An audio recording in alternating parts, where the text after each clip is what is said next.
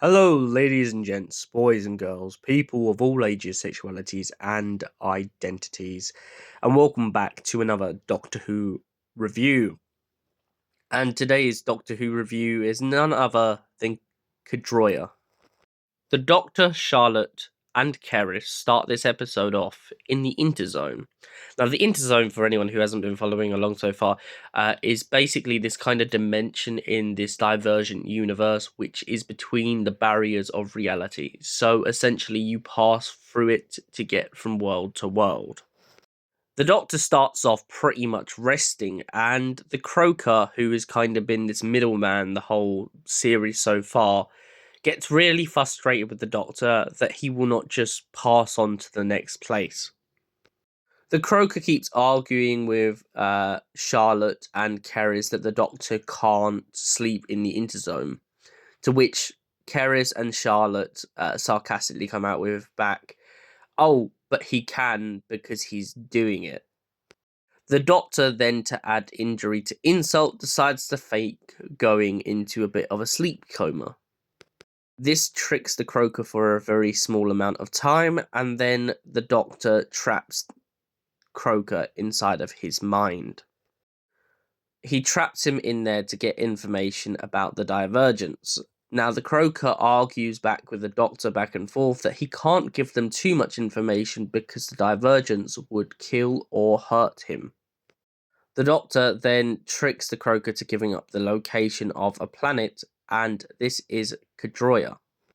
When the Doctor, Charlotte, and Keris manage to break through the Interzone into Caerdroia, they soon realise that something isn't quite right.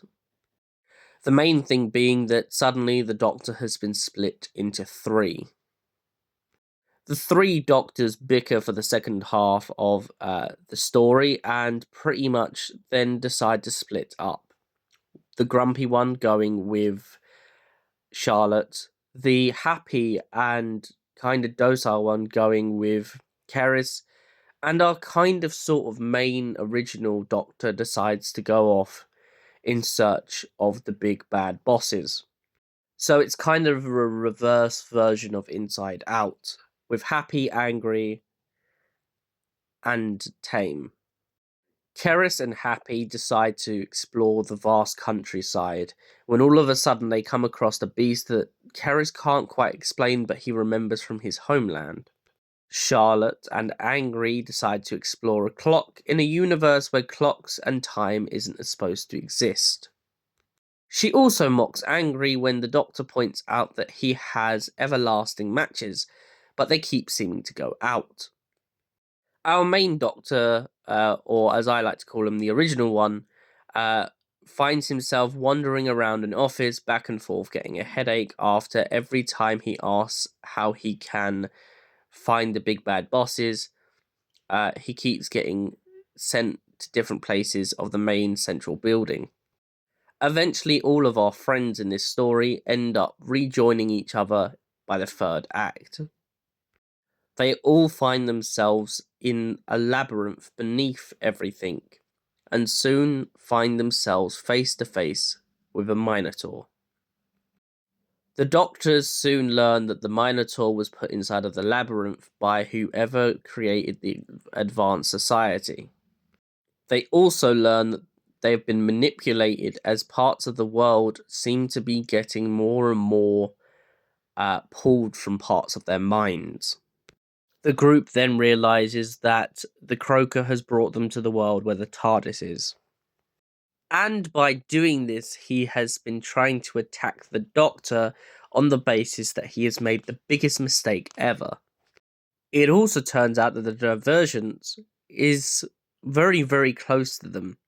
And as soon as the Doctor eventually sort of defeats the Croaker and becomes his original self again, pulling all his third aspects back together, him, Charlie, and Keris soon realise that the divergence have slipped away, knowing full well that the Doctor is on their trail.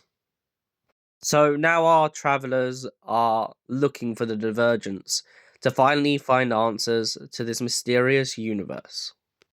So, Caerdroia, what did I think?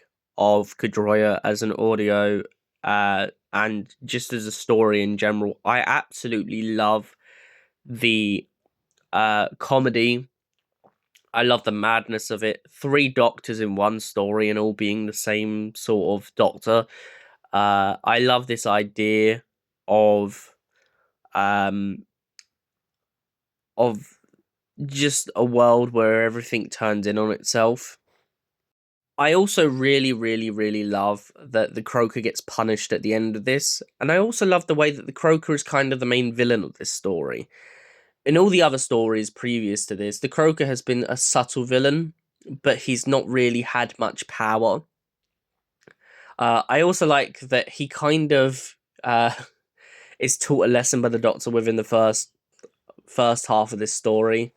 In like Act 1, when it's like, oh, I'm gonna use the mind probe or something on you, and the Doctor's like, mind probe, mind thing, anything to do with the mind. He's seen it all, and the Doctor just kind of tricks him by like acting like he's actually being hurt when realistically the Doctor doesn't feel the pain at all.